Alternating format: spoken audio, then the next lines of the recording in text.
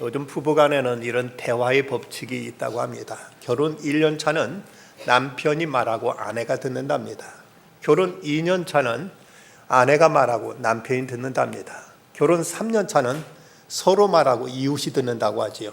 결혼 4년 차는 아무도 말을 하지 않는다고 합니다. 이래서는 행복한 가정을 이루기가 어렵겠죠. 그런데 행복한 가정, 행복한 부부 생활을 위해서는 또 다른 법칙이 있다고 하는데 그 중에 하나는 산울림의 법칙입니다. 아이가 엄마의 품에 안기면서 울먹이면서 이렇게 말합니다. 엄마, 산이 자꾸 나를 보고 바보라고 그래요. 네가 산한테 뭐라고 했길래 바보라고 했어요. 그러면 너 이렇게 한번 해봐라. 산에 가서 이 천재야 하고 불러버렴. 이 소년이 그랬더니 산에서도 같은 소리가 들려옵니다. 여러분, 부부간에도 서로 행복을 이루는 데 있어서도 서로 대하는 만큼, 서로 위하는 만큼 그것은 내게 돌아온다는 이런 우리에게 있어서 황금 법칙은 적용된다는 사실입니다.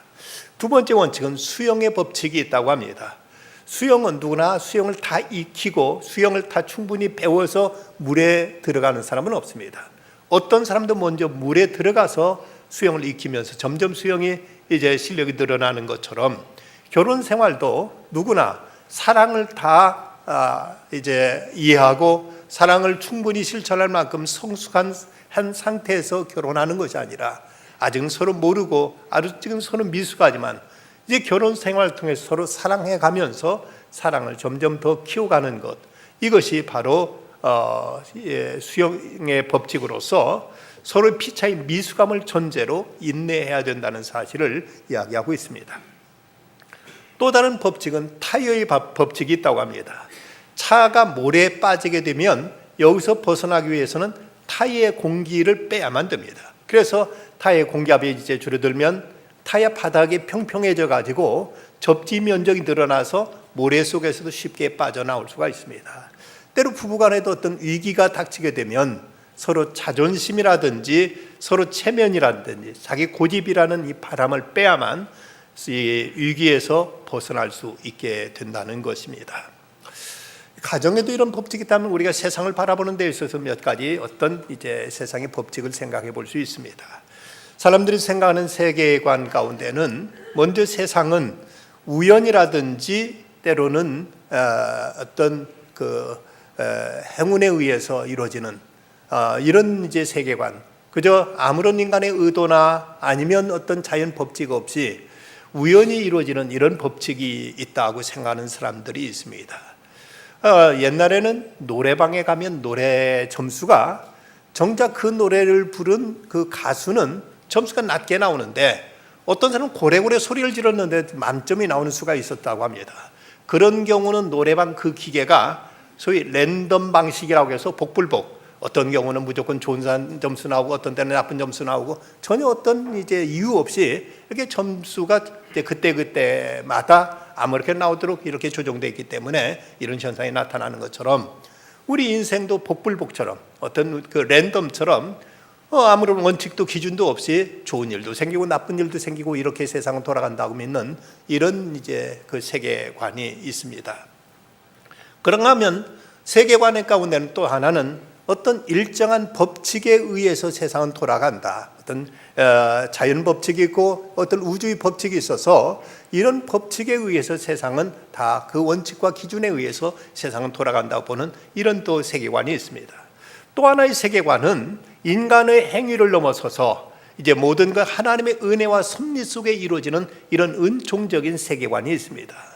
세상은 분명 어떤 인과율에 따라서 사람이 심은 대로 거두고 행한 대로 얻어지는 것도 사실이지만 그런 때로 이것을 초월해 가지고 보이지 않는 하나님의 손길이 있고 하나님의 섭리가 있어서 역사를 다스리는 하나님의 은총 속에서 때로 우리들의 실수도 때로 우리들의 질병과 고통까지도 이것이 때로는 축복의 재료가 되는 이런 일들이 있다고 보는 이런 은총 중심의 세계관도 있습니다. 이런 사람에게는 성공도 실패도 은혜고 건강이나 질병까지도 하늘의 은혜라고 받아들임으로 인해서 어떤 역경 속에서 낙심하지 않고 여기서 오히려 희망을 찾고 여기서 새로운 도약할 수 있는 용기를 얻게 되는 이런 긍정적인 모습으로 나타나는 것들을 많이 보게 됩니다. 저 그리스에 살고 있던 한 남자가 그가 가정 형편이 어려워서 공부를 제대로 못했습니다. 그래서 글이라고는 자기 이름자밖에 쓸 수 없었는데 그 은행에서 수의를 모집한다는 소리를 듣고 거기 응시했습니다. 그런데 이 사람이 배우지 못한 것 때문에 거기에서 수의제 채용에 그는 이제 떨어지고 맙니다. 그저 그는 하나님 앞에 나와서 그는 자기의 신세를 애통해 하면서 하나님, 나는 왜 이렇게 가난한 집에 태어나서 공부도 못해가지고 심지어 수의 시험도 이렇게 떨어져만 됩니까? 하고 하나님 앞에 통곡을 하면서 기도했습니다. 그때 하나님께 그에게 들려준 음성이 내 계획은 다르다. 너는 미국으로 이민을 가라 하는 이런 음성을 듣게 됩니다. 그래서 그리스에서 미국으로 이민을 갔습니다. 그런데 그곳에 가서 그는 내가 배우지 못해가지고 수의조차도 쓰지 못한 이 가난의 서름을 자식들에게는 물려주지 않아야 되겠다 생각하고는 열심히 일을 해가지고 돈을 모았습니다. 그래서 제법 경제도 성공해가지고 나중에는 미국 그 금융가 월가에서도 이름난 이런 명사가 되었습니다. 그가 60회 생일을 맞았을 때 생일 파티를 여는데 한 신문 기자가 찾아와서 선생님 자서전 한권 내십시오 라고 이렇게 말을 합니다. 그런데 이 사람이 한 말이 자서전이요? 저는 제 이름밖에는 쓸 줄 모릅니다. 배우질 못했습니다. 라고 이렇게 솔직히 얘기했습니다. 그러자 그 기자가 하는 말이 아유 선생님 같으니 배우셨더라면 얼마나 큰일을 하셨겠습니까? 라고 이렇게 안타까워합니다. 그런데 이 사람이 한 말이 그게 무슨 말입니까? 내가 배웠더라면 지금쯤은 은행의 수의장 정도 아마 그 자리에 있었을 것입니다. 라고 이렇게 말하더라는 것이죠. 어쩌면 이 사람은 가난해서 배우지 못했다는 것이 도리어 그에게 어떤 성공과 그는 출세의 어떤 도약의 계기를 마련할 수 있었다는 사실입니다. 오늘 말씀을 통해서 우리가 먼저 생각해야 될 것은 하나님은 세상을 다스리신다는 사실입니다. 시편 97편 1절에 보면 여호와께서 다스리시나니 땅은 즐거워하고 허다한 섬은 기뻐할지니라고 이렇게 말씀하고 있습니다. 여러분 세상 돌아가는 형편을 보면은 세상을 과연 하나님이 통치하신다고 생각하십니까? 아니면 세상은 사람들에 의해서만 지배되고 운영된다고 생각하십니까? 어떤 때 좋은 사람들이 나타나서 세상을 좋은 일을 하게 되면 이 뭔가 하나님이 계신가 보다 생각도 하지만 때로는 어떤 독재자라든 히틀러 같은 김일성 같은 사람이 나타나 세상을 어지럽히면 아무 신은 없는가 보다. 하나님 없이 세상에 악한 사람들의 세상은 좌우되는가 보다 생각하면서 이러면서 때로는 절망하고 낙심에 빠질 때가 많이 있습니다. 하지만 역사는 하나님에 의해서 운행되고 있습니다. 마태복음 10장에 보면 참새 2마리가 한 아사리온에 팔리는 것이 아니냐. 그러나 너희 아버지가 허락지 아니하시면 그 하나도 땅에 떨어진 바 되지 아니하리라 말씀하셨습니다. 세상에 어떤 원리도 없이 사람의 의지에 의해서만 이루어지는 것 같지만 그러나 그 배후에는 하나님이 역사하시고 하나님이 섭리하신다는 것이지요. 성경의 주제는 역사를 다스리시는 분은 하나님이시라고 이렇게 정의를 내리고 있습니다. 악이 아무리 난무해도 역사를 그 뒤에서 지배하시는 분은 하나님이시라는 사실을 우리는 믿어야만 됩니다. 다음, 하나님은 선하시다는 사실입니다. 시편 100편 5절 여호와는 선하시니 그의 인자심이 영원하고 그의 성실하심이 대대 이르리로다 고 말씀하고 있습니다. 우리가 뭔가 내 뜻대로 안 되면 하나님은 선한 분이 아닌가 보다 하고 이렇게 믿는 사람들 중에 의심할 경우가 있습니다만은 하나님은 어떤 경우도 선하시기 때문에 그 능력으로 하나님의 선하심을 이루어 가십니다. 바울도 때로는 종종 약해질 때가 있었는데 그런 때에도 그는 그런 고백을 합니다. 다메섹 도상에서 내가 죄인 되었을 때 하나님과 원수 되었을 그때 하나님은 이미 나를 예정하셨고 나를 부르셨고 나로 하여금 하나님의 사람 만드셨고 나를 의롭다 하시고 그리고 하나님께서 끝내 나를 영화롭게 하실 것이라고 이렇게 믿고 그는 이렇게 고백을 했습니다. 하나님은 어떤 경우도 선하시다는 사실을 성경은 증언하고 있습니다. 그런가 하면 하나님은 사람들을 도와주신다고 말씀하십니다. 오늘 26절 말씀 앞에 보면 이와 같이 성령도 우리들의 연약함을 도우시나니 성도가 연약할 때 하나님 그대로 내버려 두시는 것이 아니라 찾아오셔 가까이 오셔서 그를 도와주시고 위기에서 건져주시고 하나님 그를 붙들어 주신다고 말씀하고 있습니다. 성령을 가르쳐서 보혜사라고 말합니다만은 이 보혜사라는 말의 뜻은 부름받아서 곁에 와서 도와주시는 분이라는 이런 뜻을 가지고 있습니다.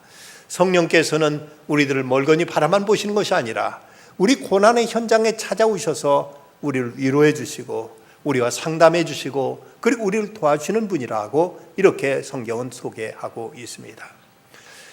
2조 태종 임금이 왕위를 세종에게 물려준 다음 그분이 이제 풍양궁에 가서 이제 그 노년을 보내고 있었는데 그때 방문 밖에서 두 아전이 서로 이야기하는 소리가 들려옵니다. 갑이란 아전이 하는 말이 부귀와 영달은 모두 다 임금님에게 나온다 하고 이렇게 말하자 을이라는 아전이 하는 말이 아니다. 한 계급이 오르거나 한 벼슬을 하게 되는 것도 모두 하늘이 정한 것으로 임금이라도 그것은 어찌할 수 없다고 이렇게 말을 합니다. 그 이놈들 봐라. 한번 내가 무엇이 사실인지 알려주지 하고는 거기서 서찰을 하나 적어서 내가 이 서찰을 들려보내는 사람에게 아전에게 한 직급을 올려줘라 하고 아들 세종 임금한테 이제 편지를 써서 거기서 이제 이것을 이제 그 갑이라는 그 아전에게 들려 보냈습니다. 갑이라는 아전이 그걸 들고 가다가 갑자기 배탈이 나는 바람에 통증 때문에 그가 도저히 갈 수 없어서 이걸 을한테 부탁해가지고 을이 들고 가게 됩니다. 세종 임금이 그걸 딱 받아보니까 자기의 이제 손친이 요걸 들고 가는 아전한테 한 직급을 올려주라고 써 있는 걸 보고 그 아전은 한 직급을 올려줬습니다. 태종 임금이 이거 어떻게 됐는가 하고 보니까 이게 웬일입니까? 자기가 올려주라고 한 그 아전은 그대로 있고 자기가 오히려 전혀 언급도 하지 않았던 을이라는 아전이 한 직급이 올라 있는 것을 보고는 그는 이 모든 게 세상이 다 사람 뜻대로 안 되는구나 하고 그는 경탄하게 되었다고 합니다. 우리는 세상 모든 것이 사람의 지식과 사람의 의지대로만 되는 것이 아니라는 사실을 알아야 됩니다. 그렇다면 하나님께 우리를 어떻게 도와주시는가? 첫째는 성령님께서 우리들의 기도로 도와주신다고 말씀하고 있습니다. 오늘 26절 말씀, 우리는 마땅히 기도할 바를 알지 못하나 오직 성령이 말할 수 없는 탄식으로 우리를 위하여 친히 간구하시느니라고 이렇게 말씀하고 있습니다. 우리는 어떤 절망적인 상황에 처하게 되면 기도할 용기조차도, 기도할 어떤 의욕조차도 잃어버릴 때가 있습니다. 모든 게 막막하고 더 이상 하나님께 뭘 부르짖고 기도한다는 것 자체도 우리는 더 이상 어떤 의욕이 생기지 않을 만큼 좌절과 낙심에 빠질 때가 있습니다. 그럴 때 성령님은 우리에게 오셔서 친히 우리를 위해서 기도해 주신다고 성경이 이렇게 말씀합니다. 여러분 전에 많이 불렀던 복음성가 가운데 누군가 널 위해라는 제목의 복음성가를 여러분 잘 기억하고 계실 것입니다. 마음이 지쳐서 기도할 수 없고 눈물이 빗물처럼 흘러내릴 때 주님은 우리의 연약함을 아시고 사랑으로 인도하시네. 누군가 널 위하여 누군가 기도하네. 내가 홀로 외로워서 마음이 무너질 때 누군가 널 위해 기도하네. 우리는 때로 기도할 어떤 마음조차도 이제 추스리지 못할 그런 때 보혜사 성령님께서는 우리에게 다가오셔서 우리를 위해서 말할 수 없는 탄식으로 기도해 주신다고 성경은 말씀하고 있습니다. 어떤 목사님이 갑자기 어떤 무언가를 위해서 기도하고 싶은 어떤 이제 강한 어떤 충동이 느껴지게 됩니다. 그런데 뭘 위해서 기도해야 될지를 도무지 모르겠습니다. 무조건 그 자리에 무릎 꿇고 앉아서 하나님께 방언으로 간절히 기도를 했습니다. 기도를 마치고 딱 일어났더니 그때 갑자기 전화벨 소리가 들려옵니다. 전화를 받았더니 아침에 밖에 나가시던 아버지가 타신 자동차가 교통사고로 대파됐다는 소식이었습니다. 그런데 놀라운 것은 그런 엄청난 사고에도 머리털 끝 하나 다치지 않았다는 이런 전화를 받고 나서 성령께서 나로 하여금 이때 기도하게 만드셨구나. 그래서 아버지를 그 위기에서 건지시도록 보호하시도록 기도하게 하시구나 하고 이 사실을 깨닫게 됐다는 것이죠. 때로 기도에 어떤 우리에게 충동이 일어날 때 내가 뭘 위해 기도할지 모를지라도 성령님께 나를 위해 기도해 주시도록 기도할 것이요. 우리는 또 형제들을 위해서 서로 중보하면서 기도할 때 이런 기도를 통해서 하나님은 우리를 도와주신다고 이렇게 성경은 말씀하고 있습니다. 두 번째는 하나님은 우리가 당하는 모든 걸 합력하여 선으로 바꿔준다고 말씀합니다. 우리가 알거니와 하나님을 사랑하는 자 곧 그 뜻대로 부르심을 입은 자들에게는 모든 것이 합력하여 선을 이루느니라. 우리가 당하는 모든 일이 좋은 결과가 이루어지기를 누구나 다 소원합니다. 하지만 우리는 능력도 지혜도 부족해서 어떤 문제 닥쳐도 그것이 내 힘으로 역부족이라서 그냥 그것이 안 되는 것 뻔히 보면서도 어찌하지 못할 때가 많이 있는데, 그러나 전지전능하신 하나님은 우리가 당하는 모든 일에 선과 후를 다 하시고 또 그것을 하나님께서 섭리하셔서 이걸 우리에게 좋은 일로, 우리에게 선한 일로 바꾸어 주신다고 말씀합니다. 우리말 성경에는 선을 이룬다는 이 동사에 대한 주어가 빠져 있습니다만은 원어 성경에 보면 모든 걸 합력하여 하나님께 선을 이루신다 하며 주어인 하나님이 들어 있습니다. 사람은 이것을 선으로 바꿔낼 어떤 재간이 없지만 하나님은 내가 어떤 처지, 어떤 역경과 어떤 불행한 처지에 있을지라도 이것까지도 하나님은 능히 선한 일로 바꾸어 준다고 말씀하고 있습니다. 그렇다면 여기서 모든 일을 합력하여, 모든 걸 합력한다는 이 모든 것을 무엇을 의미하는가? 먼저는 우리에게 어떤 어려운 역경을 생각할 수가 있습니다. 어떤 사람이나 어려운 역경을 당하면 이것을 헤치고 나가기를 원하지만 자기 역부족이라 이걸 어찌할 수 없는 경우들이 많이 있습니다. 하지만 하나님은 우리가 당한 어떤 역경까지도 이걸 또 섭리하셔서 좋은 일로 하나님은 바꾸신다고 성경은 약속합니다. 사도행전 27장에 보면 사도 바울이 죄수 아닌 죄수의 몸으로 로마로 끌려가게 됩니다. 이때 알렉산드리아호라는 배를 타고 가다가 유라굴로라는 이 태풍을 이 지정의 상에서 맞게 되는 것이죠. 그 천신만고 끝에 배가 좌초되면서 멜리데라는 섬에 저들은 표류해서 그곳에 이제 도착했습니다. 겨우 살아났다고 생각하고 그들은 추위에 떨면서 나무 조각을 모아가지고는 모닥불을 피우고 있는데, 그런데 그 모닥불 나무 토막 사이에서 뱀이 나와가지고 바울의 손을 덥석 물어버립니다. 그런데 그곳에 살던 토인들이 말하기를 저 사람이 바다에서는 용케 살아났지만 저에서 뭔가 큰 죄를 지은 사람이기 때문에 신의 섭리로 저 사람이 이제 뱀을 물려 죽는구나 하고 그 죽는 모습을 지켜보는데 아무렇지 않게 멀쩡하게 이제 바울에게 어떤 해도 나타나지 않습니다. 그러자 도리어 그곳에 있던 토인들이 깜짝 놀라서 바울 앞에 엎드려서 신이 아니냐고 이렇게 말하자 바로 그게 아니라면서 오히려 그곳에서 복음을 전할 수 있는 기회로 삼게 됩니다. 바울은 훗날 로마 감옥에서 고백하기를 나의 당한 모든 일이 복음의 진보가 된 줄을 너희가 알기를 원하노라. 그가 풍랑을 만났던 일이나 그가 뱀에 물렸던 일이나 그 모든 것까지도 복음의 진보가 되었다고 말했듯이 우리가 당하는 모든 일들 가운데 하나님이 함께 하신다면, 하나님께서 역사하시면 우리가 당하는 실패라는 것, 우리가 당하는 어떤 역경이라는 것, 고난이라는 것까지도 하나님은 우리에게 선으로 바꿔주신다는 사실을 우리에게 말씀하고 있습니다. 뿐만 아니라 때로는 우리에게 있어서 어떤 실패까지도 하나님은 우리에게 선으로 바꾸어 주십니다.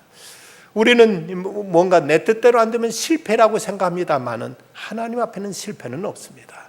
하나님은 우리가 생각하는 그 실패까지도 얼마든 이것을 좋은 것으로, 우리에게 유익한 것으로, 우리에게 복된 것으로 능히 바꾸실 수 있는 능력이 그분에게 있으시기 때문입니다.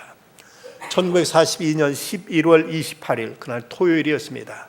미국 보스턴에서는 전국 대학 축구 결승전이 열렸습니다. 그의 마지막 경기로서 보스턴 대학과 홀리크로스 팀과의 마지막 결승전이 벌어지게 됐는데, 그때 보스턴 대학교는 그해 전승을 거둔 가장 훌륭한 팀이었고 홀리크로스 팀은 10전 4승 6패를 했기 때문에 누가 보더라도 객관적인 전력으로는 보스턴 대학팀이 이길 것이라고 예상하고 있었습니다. 그런데 보스턴 대학교의 코치나 선수들, 그들은 모두 자만하지 않고 하나님께 겸손히 기도합니다. 마지막 시합을 승리로 장식할 수 있게 해주십시오. 하지만 하나님의 뜻에 맞지 않는다면 이 게임에서 지어도 좋습니다 라고 이렇게 고백했습니다. 그리고 이제 그 게임에서 이기게 됐을 때 승리의 파티를 열기 위해서 그때는 나이트클럽을 예약해 가지고 축하 파티를 열 계획까지 다 세워놨습니다. 그래서 그날 게임이 열렸는데 웬일입니까? 보스턴 대학에 보기 좋게 패배를 당하고 말았습니다. 한 번도 그에 진 적이 없었던 보스턴 대학이 홀리크로스 팀한테 그만 무참하게 참패를 당하고 말았습니다. 그래서 예약했던 모든 파티는 다 취소되었고 누구도 그 파티장에 간 사람은 선수들 가운데 없었습니다. 다음날 보스턴 시내 신문에 실렸던 주먹만한 글자로 실렸던 기사가 있었습니다. 나이트클럽 공포의 화재, 잿더미 속의 시체 491구 발견이라는 이런 주먹만한 글자와 함께 참혹했던 그 화재 기사가 실렸는데, 그곳이 바로 보스턴 대학이 그 게임에 승리한 다음에 밤새 축하 파티를 열려고 예약했던 코코넛 글로브 나이트 클럽이었다고 합니다. 때로는 우리들이 실패 당하는 것까지도 우리에게 유익하고 우리에게 좋은 일로 바꿔질 수 있음을 증명해 주는 하나의 사건이었습니다. 그런가 하면 우리들의 실수까지도 하나님 선으로 바꾸시는 재료로 삼기도 하십니다. 인간은 모든 것이 치밀하지 못하고 인간은 모든 것이 철저하지 못해서 저는 전혀 생각지 않은 많은 실수와 실패를 저지르며 살아가는 것이 인간인데, 하나님은 때로 그런 인간의 실수까지도 선으로 만들어 주신다는 사실입니다. 여러분, 세계 의학계에 있어서 페니실린의 발명은 이건 획기적인 사건이었습니다. 1945년 페니실린 발명으로 인해서 플레밍은 노벨 의학상을 받게 됩니다. 그런데 그와 같이 연구를 했던 앨리슨 박사는 그는 이제 성격이 꼼꼼하고 치밀한 사람이라 모든 걸 세균 배양 검사를 하게 되면 다 끝난 다음에는 모든 그 배양했던 접시를 깨끗하게 씻어서 잘 간절하게 이제 닦아놓곤 하는데, 플레밍은 좀 그러지 못했던 모양입니다. 그 실험이 끝난 다음에 접시들이 여기저기 어지럽게 널려 있고, 그가 이거 모든 것을 다 철저하게 깨끗하게 이것을 이제 정리하는 습관이 그에게 없었던 것 같습니다. 그런데 한 번은 이걸 실험을 하다가 그만 그 더러워진 이런 환경 속에서 그가 또 그때 감기까지 걸려가지고 콧물 줄줄 흐르다가 재치가 나온 바람에 콧물이 그 세균 배양 접시에 떨어졌는데, 다음날 보니까 거기에 푸른 곰팡이들이 잔뜩 껴있는데, 놀라운 그 곰팡이 있는 곳에 모든 세균들이 다 죽어있는 모습이 발견되었습니다. 이 플레밍의 깨끗하지 못하고 청결하지 못한 습관이 오히려 페니실린을 발명하게 되는 이런 결정적인 계기가 되었습니다. 그래서 이 플레밍이 한 말이 뭐라고 고백을 했는가 하면, 나의 발명은 위대한 실수가 가져다준 축복이었다. 성격의 약점이 오히려 내게 큰 것을 가져다 주었다 하고 그는 이렇게 고백하는 것입니다. 때로 우리들의 부족한 것들, 우리들의 여러 가지 이런저런 실수까지도 하나님이 역사하시면, 하나님께 이것을 이용하시면 얼마든지 이것이 우리에게 도리어 어떤 축복이 될 수 있다는 사실을 보여주고 있습니다.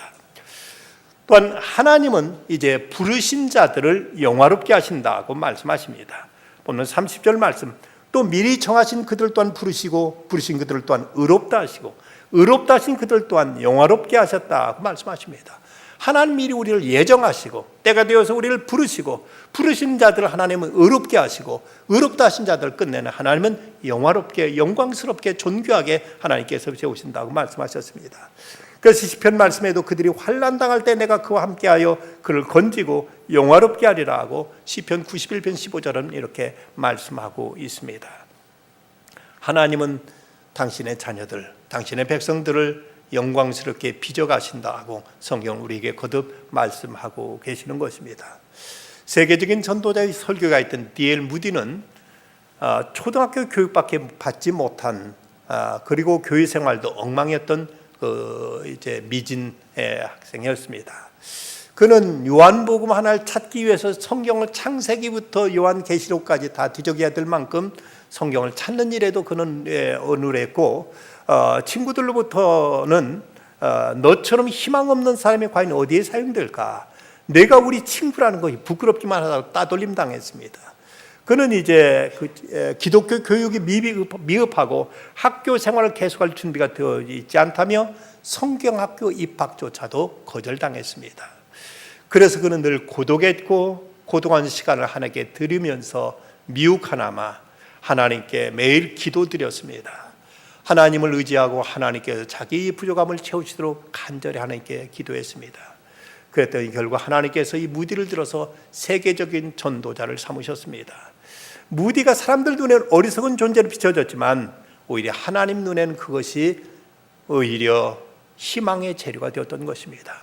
그래서 이 무디가 1930년대 미국 대경제공황 그 즈음에 무려 100만 명이나 되는 사람을 그리스도께 인도하는 세계적인 위대한 전도자로 그는 하나님의 귀하게 쓰임받을 수가 있었던 것입니다. 그렇다면 이런 은혜의 법칙이 어떤 사람들에게 적용될 수 있는가? 모든 사람이 다 그렇게 된다면 세상에 실패할 사람 누가 있겠고, 세상에 불행한 사람 누가 있으며, 세상에 참으로 이제 고통 속에서 인생을 불행하게 끝마칠 사람이 누가 있겠습니까마는, 이런 원리가 분명 있는 건 사실이지만 모든 사람에게 다 적용되는 건 아니라는 것이죠. 그렇다면 이런 원리, 이런 법칙이 적용되는 사람은 누군가? 여기에 대해 성경은 두 가지로 말씀하십니다. 하나님을 사랑하는 자, 그리고 그 뜻대로 부르심을 입은 자들에게 이 모든 합력의 선을 이룬다고 말씀하고 있습니다. 시편 91편 14절 말씀에도 보면 하나님이 이르시되 그가 나를 사랑한 즉 내가 그를 건지리라, 그가 내 이름을 안 즉 내가 그를 높이리라 하고 말씀합니다. 자기 욕심과 어떤 이기적인 욕망만을 위해서 살아가는 사람에게 하나님께 이런 법칙을 적용해 주시겠다고 말씀하신 것이 아니라, 뭐냐라 하나님을 사랑하는 자에게 이 법칙을 하나님께서 적용시켜 주시겠다고 말씀하시는 것입니다. 우리가 하나님을 사랑한다는 건 대단히 중요한 의미가 있습니다. 언젠가 한경직 목사님이 그런 말씀하셨습니다. 우리가 구원받았다고 말하지만 구원받았다는 사실을 뭘 가지고 우리가 스스로 증명할 수 있겠는가? 구원받은 어떤 라이센스가 나오는 건 아니죠. 우리가 예수 믿고 구원받았다고 해서 어떤 눈에 보이는 어떤 표식을 우리가 받는 것은 아닙니다. 천국 가는 어떤 티켓이 우리 눈에 보이게 주어지는 것은 아닙니다. 그럼 도대체 뭘 가지고 우리가 구원받았다고 스스로 이제 확신할 수 있는가? 여기에 대해서 한경림 목사님은 이런 말씀하셨습니다. 내 마음속에 진실로 하나님을 사랑하는 마음이 있는가를 한번 체크해봐라. 내가 참으로 하나님을 사랑하는 마음이 내게 거짓 없이 진실로 있다면 그것이 하나님 나를 택하신 증거요, 하나님 나를 성령으로 인치신 증거가 아니겠느냐. 인간의 마음속에 눈에 보이지 않는 그 하나님, 그 하나님께 대한 경외심이 있고 하나님을 사랑하는 마음이 있다는 것은 이미 성령께 내 마음을 감동해 주셨기 때문에 가능한 일입니다. 하나님께 나를 선택하셔서 하나님께 성령으로 내 마음을 적셔 주셨기 때문에 이로 인해 하나님을 알게 되고 하나님을 믿게 되고 하나님을 사랑하는 마음이 생겨날 수 있게 된 것입니다. 교회 나온다고 모두 다 예수 믿는 사람이라고 우리가 단정할 수는 없습니다. 자기가 어떤 종교 단체에 가입했다고 그것이 곧 신앙인이라고 말할 수 없는데, 예수님이 12제자 가운데서도 가룟 유다 같은 경우는 예수님에 대한 사랑 때문이 아니라 자기 정치적인 야심을 이루기 위해서 예수님을 따랐지만 그것이 자기 기대와 어긋나게 되자 그는 미련 없이 예수님을 떠나게 되고 심지어 예수님을 팔아먹기까지 해버리고 말았습니다. 우리 마음속에 진정 주님을 향한 사랑이 있는가를 우리는 확인해야 됩니다. 두 번째는 그 뜻대로 부르심이 입은 자라고 말씀했는데, 여기서 부르심은 두 가지 의미를 생각할 수 있습니다. 그 첫째는 구원의로의 부르심입니다. 사도 바울은 디모데후서 1장 9절 말하기를 하나님 우리를 구원하사 거룩하신 부르심으로, 부르심은 우리 행위대로 하심이 아니다 고 말씀하는데, 하나님 우리를 구원으로 부르셨다고 말씀합니다. 예수 믿게 된 것, 이건 하나님 우리를 부르셔서 주님 앞에 나오게 된 것입니다. 어떤 사람은 말하기를, 자기가 이제 목사님이 전도받고 이제 주님을 구주로 영접했는데, 그는 그리고 나서 새로운 세계관을 갖게 됩니다. 그가 태어나면서 그는 목사님께 이런 간증을 합니다. 목사님, 하나님께서는 당신의 사람으로 인도하신 방법도 참 여러 가지입니다. 저 같은 사람은 워낙 교만해서 이렇게 다리를 꺾어 놓아야만 교회 나갈 생각하니까 말입니다. 이 정도 상황이나 돼야 비로소 제가 하나님을 부르지 않습니까? 하나님 택하신 자는 그야말로 다리를 꺾어 놓아서라도 끝내 하나님을 찾게 만드시고 사업의 실패를 통해서라도 하나님을 의지하도록 만드시는 하나님의 섭리가 있습니다. 하나님은 우리를 구원하시기 위해서 여러 가지 방법을 통해 우리를 부르십니다. 두 번째는 이제 하나님께서 우리를 사명예로 부르심이 있습니다. 사도 바울은, 예수 그리스도의 종 바울은 사도로 부르심을 받은 하나님의 복음을 위하여 택정함을 입었다고 말하는 것처럼 그는 사도로 부름을 받았습니다. 그렇다면 우리들도 모두 다 하나님께로부터 일꾼을 부름받습니다. 목사로, 장로로, 권사로, 집사로 각기 하나님께서 우리를 부르셨습니다. 꼭 이런 어떤 교회 직분만이 아니라 우리의 가정을 복음화시키도록, 직장에서 그리스도의 향기를 발하도록, 우리가 있는 사회 각처에서 그리스도인으로서 빛과 향기를 발하도록 우리를 하나님께서 어떤 사명으로 우리를 부르셨습니다. 그 사명을 다하는 자들에게 하나님께서는 이제 합력의 선을 이루시겠다고 말씀합니다. 인디안 켈트족의 기도문 가운데 이런 아름다운 좋은 기도문이 있습니다. 당신의 손에 언제나 할 일이 있기를, 당신의 지갑에 언제나 한두 개의 동전이 남아있기를, 당신의 발 앞에 언제나 길이 나타나기를, 바람은 언제나 당신의 등 뒤에서 불고 당신의 얼굴에 해가 비치기를, 이따금 당신의 길에 비가 내리더라도 곧 무지개가 뜨기를, 불행에서는 가난하고 축복에서는 부자가 되기를, 적을 만드는 데는 느리고 친구를 만드는 데는 빠르기를, 이웃은 당신을 존중하고 불행은 당신을 아는 채도 하지 않기를, 당신이 죽은 것을 악마가 알기 30분 전에 이미 당신이 천국에 가 있기를, 앞으로 겪을 가장 슬픈 날이 지금까지 가장 행복한 날보다 더 나은 날이 되기를. 이럴 수만 있다면 얼마나 좋겠습니까? 그런데 이런 행운이 모두에게 해당되는 것이 아니라 오늘 말씀대로 보면 하나님께로부터 구원으로 부름받은 하나님을 사랑하는 자, 곧 그 뜻대로 부르심을 입은 자들에게 이런 은총이 허락된다는 것입니다. 쉐럴 월터만 스튜어트의 사랑하는 가족에게 읽어주고 싶은 이야기라는 책에 이런 감동적인 이야기가 실려 있습니다. 외할아버지는 목수였다.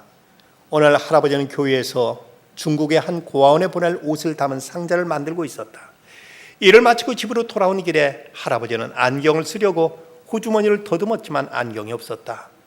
그날 아침 교회에서 안경을 쓰고 있던 것이 생각난 할아버지는 교회로 돌아가 찾았지만 허사했다.